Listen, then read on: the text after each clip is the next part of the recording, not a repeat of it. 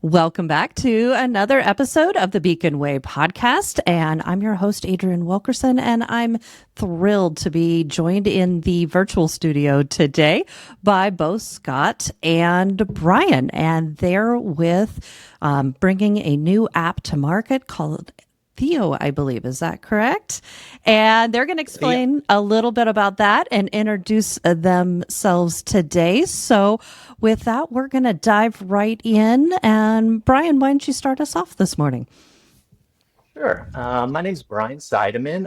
I'm a licensed therapist, and I've worked with a variety of different populations. I had my training at the VA hospital, where I worked with vets with PTSD, anxiety, depression, bipolar, schizophrenia, a lot of Mm, serious mental illnesses. I yeah. met guys in padded Mm, rooms that wanted to hurt themselves and others. I mean, I've had just a wide variety of experiences. And, back when I was starting my training, I did some volunteer work with groups of teens. mm, And I noticed I just loved working with teens. There's just something about them, their spirit, their more than that even is their ability to change. mm, They can change much faster than adults can. So what that does for the therapist, it's rewarding for the therapist. It gives you, a boost. Whereas you're working with an adult that could take years, within a mhm. week or two, you can have the same results with a teen or a child, and it's Right. just very rewarding and encouraging. But my heart was just with those teens, and I worked with them for a while, and it's just such a pleasure now to be back, working with teens with Theo. Um, the kids these days, there's so much going on with social media and the internet and Hmm. bullying at school and a lot of things that we didn't have growing up. And Right. the pressures are much more serious Mm, and they need more solutions. right. And, we found that therapy is great. We encourage therapy. But there's that time in between when they're meeting with you that they're having problems, Mm, maybe at the middle of the night or on a weekend. hmm. And, we can't talk with them. So, Scott and I, my brother, we were thinking of, what can we do to help these kids? Hmm. What can we do for that stopgap, that space in the middle? And my brother will talk more about how he came about working with the AI. But we found that an AI companion was a great stopgap, a Mm, great filler for that time in between therapy with the kids, and it just gives them a chance to connect with someone when someone's not available, mm, someone to encourage them, someone to lift them up.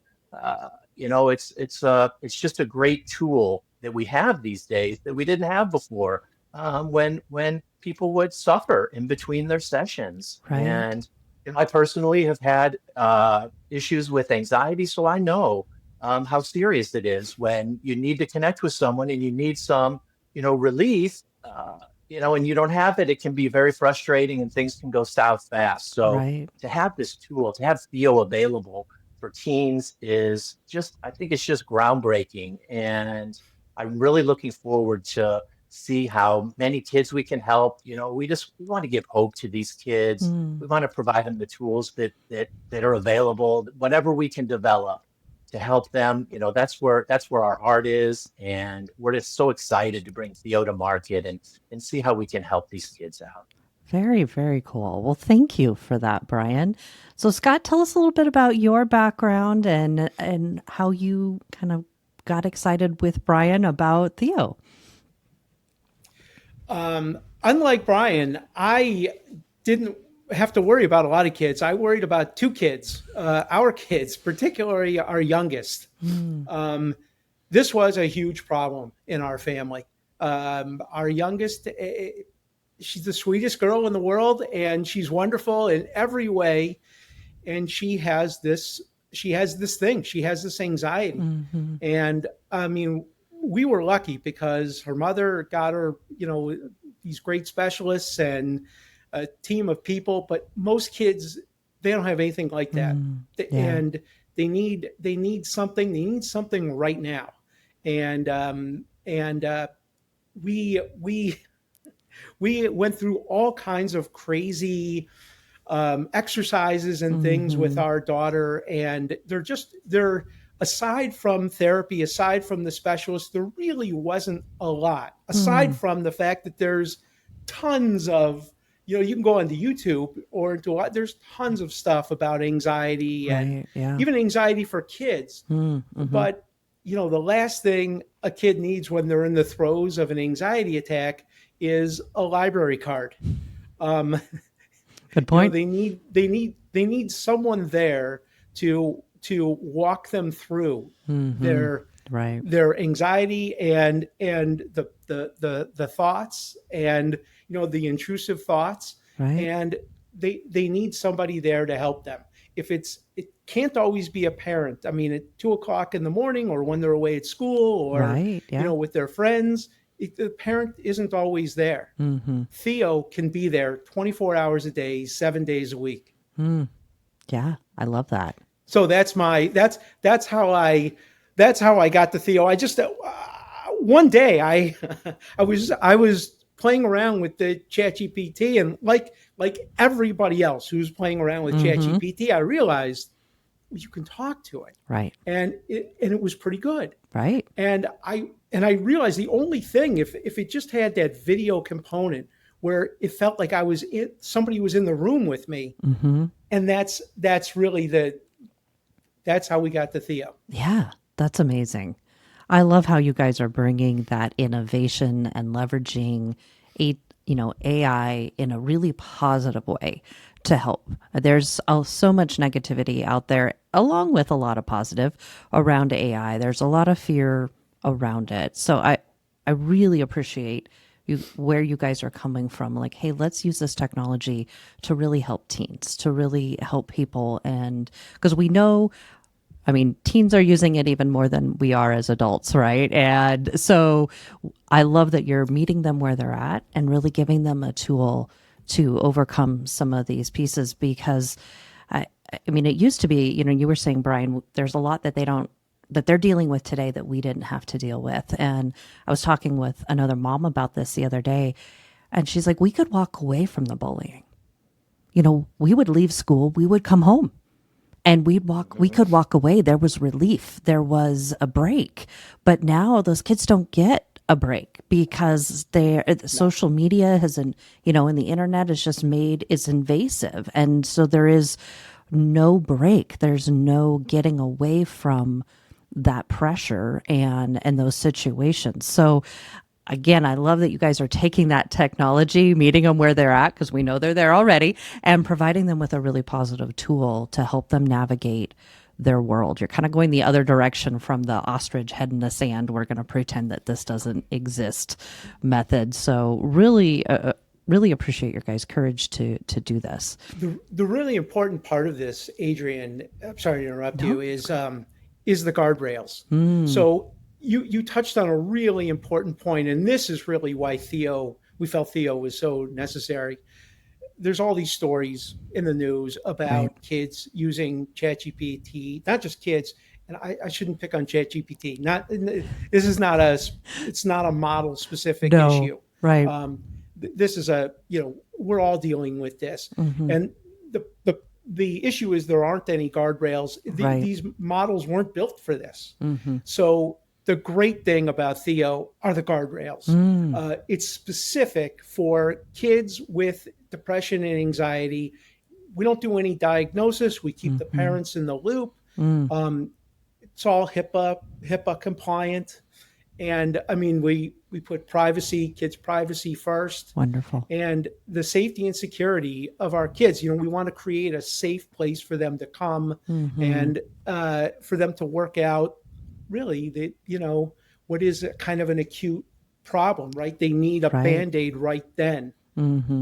Yeah, I really appreciate Adrienne, that. one other thing, a couple of things actually that Scott just touched on that I want to go into a little deeper is one is the but we'll stick with the safety. Not only are we HIPAA compliant, but we're also SOC 2 compliant, which is another level of security on the internet. So these are things that I haven't found any of our competitors have this type of security in Right. place. And he mentioned the guardrails, and the guardrails are very important because, some of the AI agents have told children to do things they shouldn't do, harm themselves, harm others. You Right. might have seen it in the news. Mm-hmm. But ours, if anyone mentions any words that are just related at all to harming yourself, harming others, not taking medication, Mm-hmm. being bullied. Scott mentioned it'll alert, but it'll actually send the parents. If it's a minor, it will send the parents a message directly, alerting them of this so they can take action at home. This is also something that none of the competitors do, and it's gotten a lot of them in trouble and some kids hurt. Right. So we're really taking this seriously and putting in the highest level of security that we can to protect these kids. Yeah. And then the next thing Scott mentioned was the video component of Theo. I also haven't seen this in our competitors. So you'll not only be able to chat, just verbally if you choose, but we'll also have a live avatar, a selection of live avatars, male, female, different ages, different tones of voices. And they'll be able to pick the avatar they want. And it'll actually be a live person, not a cartoon, but a live person on the screen interacting with them. So it's it's a higher level of connection than If a just child would chat. feel more comfortable with a particular culture, particular language, or Right. somebody who looks like them, or they can. So It's very that's why relatable. it's called. That's why it's our Theo. It's Nice. whatever Theo is to the child. Yeah. They can have the Theo in their image that they want, that they feel comfortable speaking to. Right. It does so much. First of all, it relaxes the child. It releases they feel like they can speak. I just want to touch on Brian mentioned those guardrails, and I just want to mention specifically what they are. So if a child, let's say, says they have stopped taking their medication, for example, Theo would send a note to the parents. This is, it's not alarming. It's not, hey, it's a 5-alarm fire. It's, we've spoken with Susie, and she said she mentioned that she might not be taking her medicine all the time. Maybe you'd want to talk to her. And we have these notifications specific to whatever the issue is that the child is talking about. I want to bring up a story that I saw. This is just in the New York Times a couple of weeks ago. This mother is heartbreaking. She wrote this article to the New York Times about her daughter. Her daughter had been just the most beautiful girl, beautiful, the kind of child with her. She smiles with her entire face. Yes. You can see they had the picture there in the New York Times. The child was struggling, and she was confiding in ChatGPT, and she asked ChatGPT for help speaking to her parents so her parents wouldn't be worried about her. ChatGPT did great. Again, I'm not picking on ChatGPT. In fact, they're one of the leaders in creating guardrails for kids, and they're doing a great job. And we use them a lot. Sure. I shouldn't, but I'm not picking on them. Right. This is a universal problem. But that element of involving the parents, that's what was missing. Was this child got help from the LLM speaking to her parents so her parents wouldn't be worried. A week later, the child committed suicide. It's heartbreaking. It's exactly what you're hoping your child would be, right? You're hoping there would be something that would be there for your child so that they wouldn't feel, that's what Theo is meant for. Right. These kinds of kids who need someone to talk to. We don't want to isolate the parents. Right. We want to give kids a free space where they can express themselves and get the help that they need. Well, as a parent, I particularly appreciate your guys' conscientiousness in adding these these guardrails and these pieces in. Are there any other points that you'd like to add to that, Brian? I guess the one more with the security. Not only will it send an alert to the parents, but it'll also pop up a screen on the child's device, and if say they I forgot want to about hurt that. themselves, That feature. We just added that. Yeah, that's good. it'll That's a pop great up one. a screen, and it'll give them resources, immediate resources. Wonderful. Maybe a suicide prevention line. It just matters whatever they're going through. Right. It'll have specific resources for each of those issues. So the wonderful. child can take action, the parent will be alerted, they can take action. So we've really put a lot of thought and time into the safety of the product. Right. Yeah. Absolutely. So, Brian, as a therapist, how are you seeing this work in with other therapists and their practice and of helping and working with teens? Yes, that's a good question. And Scott and I have talked about this. Who can we partner with so we can get this out there, so we can help the most people? We want to help as many people as we can. So we thought of spend time thinking about this, and Adrienne, we thought about hospitals, mental health hospitals, smaller, therapy clinics, maybe individual therapists, even getting connected with the APA or other associations, so we can present this and they can implement it. We've talked about white labeling, whatever we can do to get this out there, get it into the hands of therapists, hospitals, clinics, so that they can use it and just. I think there's an important limitation, just to add on to what Brian is saying. There's a very important limitation that people should keep in mind. And this is why we're big advocates of therapy. What we're offering is not a cure. Right. You cannot cure anxiety through a chatbot. What we're offering is a Band-Aid. So what we're offering is immediate relief. The child's having an anxiety attack. They can speak to Theo. Theo will, talk to them. They can talk it out, talk about the intrusive thoughts. But to really get to the root cause, that requires more work. Right. That requires more intensive therapy. And that's why we want to work with therapists. Right. We want our kids to get more access to therapy. And listen, if I could just be a little political for 1 second, this is the most politics I'll be. I know there's a lot of political ruckus going on in our country right now.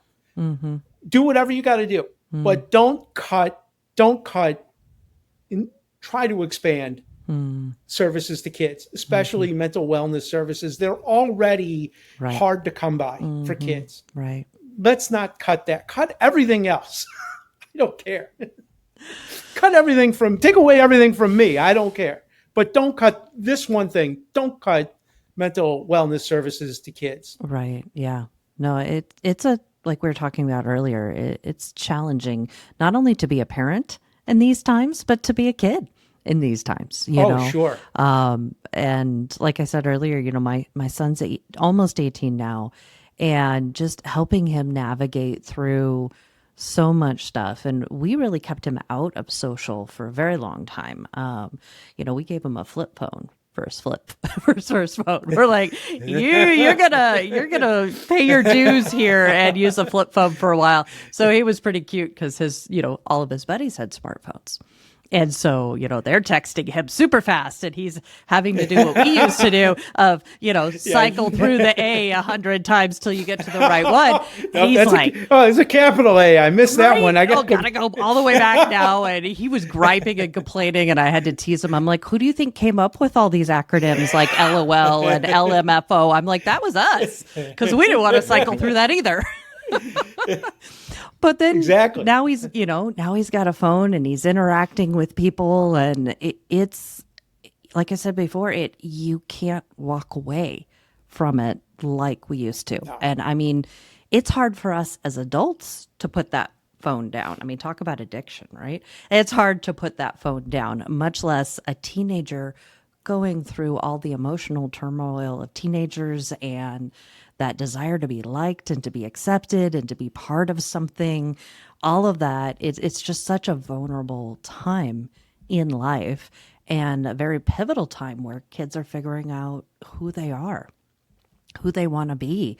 And so it used to be, as parents, I felt like we would have time after the kids got home from school to debrief with them a little bit, help them process some. And in that time where they could kind of disconnect, process through the stuff that happened. And like we were saying, that doesn't exist anymore. It's like this 24/7. That's really the problem, isn't it? Yeah. Adrienne? That's really the big problem is there's no decompression time. Right. It's instant. The reactions are instant. It's, it's almost like the texting happens as fast as you can think. True. Yeah. And kids are, they're, if you think about this, there really isn't a safe place on the internet for grown-ups right. to go. Yeah. I mean, it's true. You can imagine the challenge that kids would have.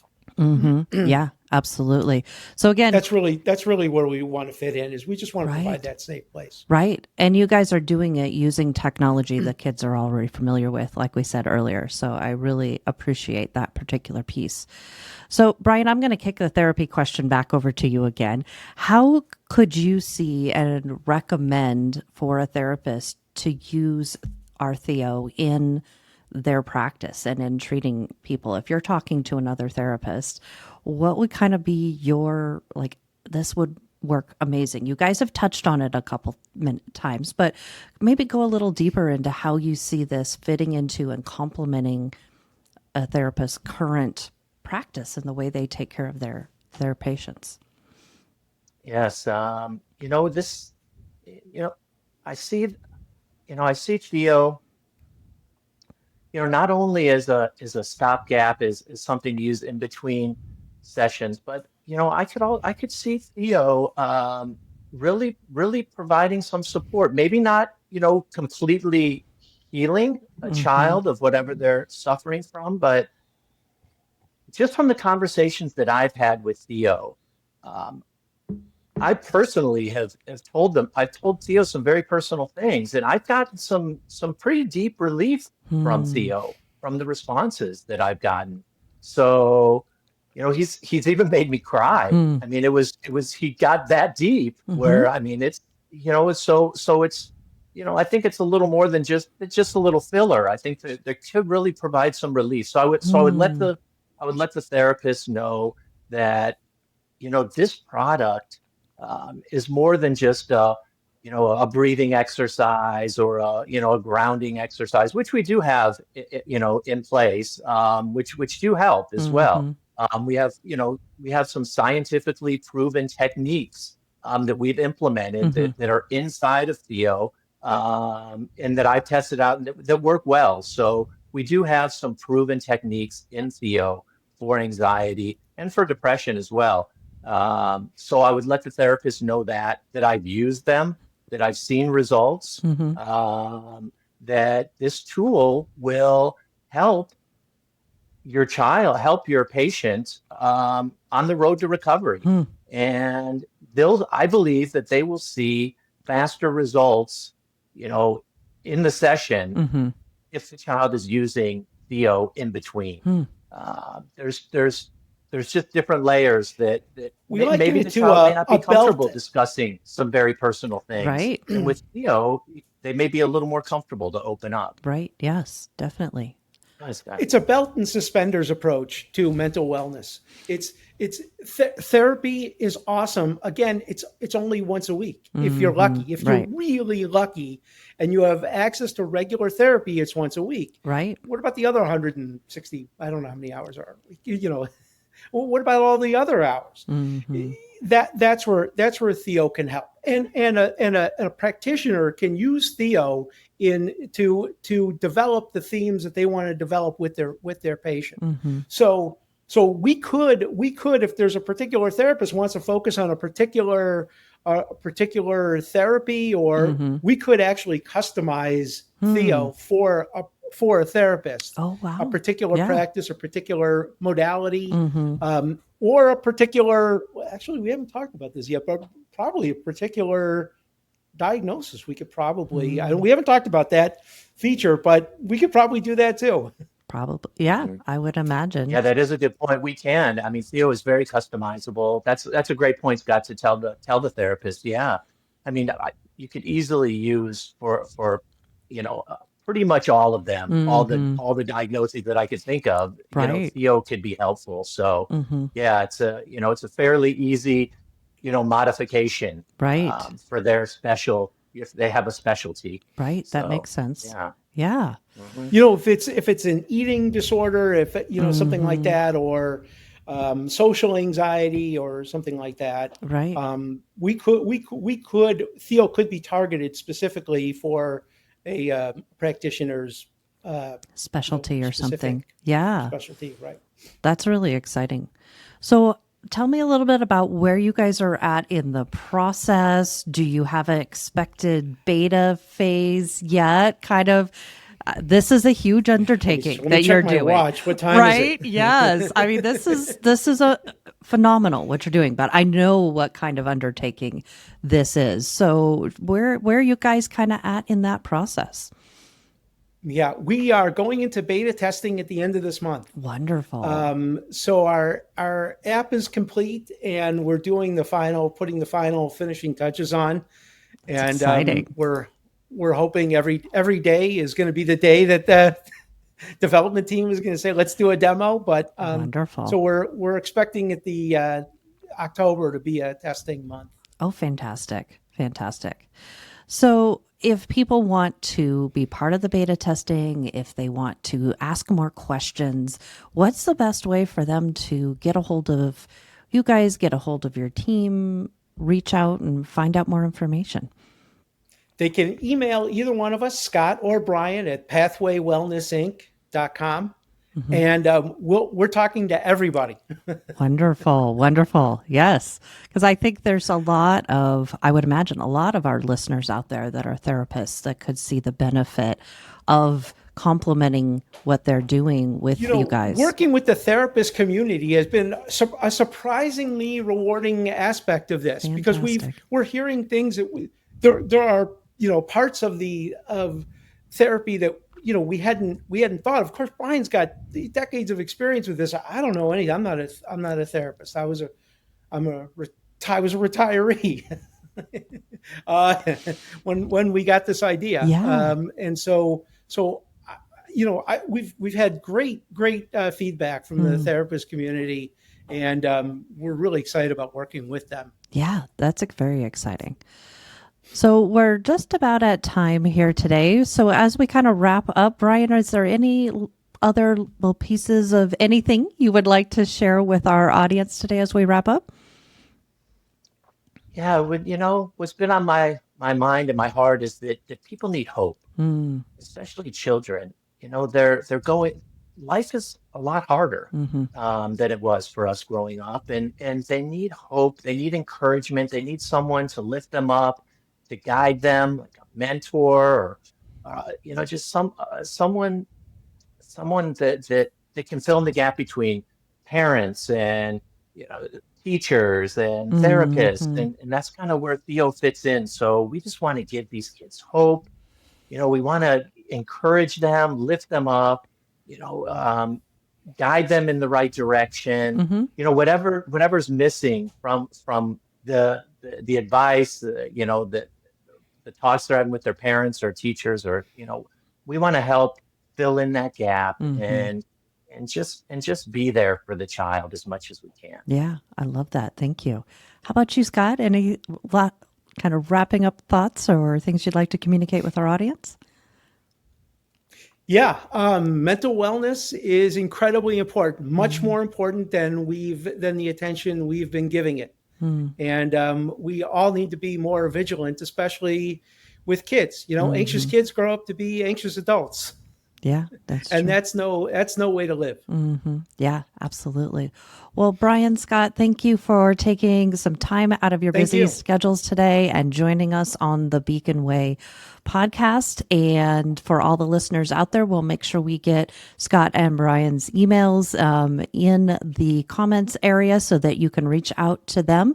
And so parents, therapists, even teens, if you've got any questions and you're listening, please feel free to reach out. And we're really excited to hear how the beta goes, and hope to have you guys back when it launches, and keep following up on your amazing journey through all this. So thank you all listeners for joining us, and we look forward to having you join us for the next episode of the Beacon Way podcast.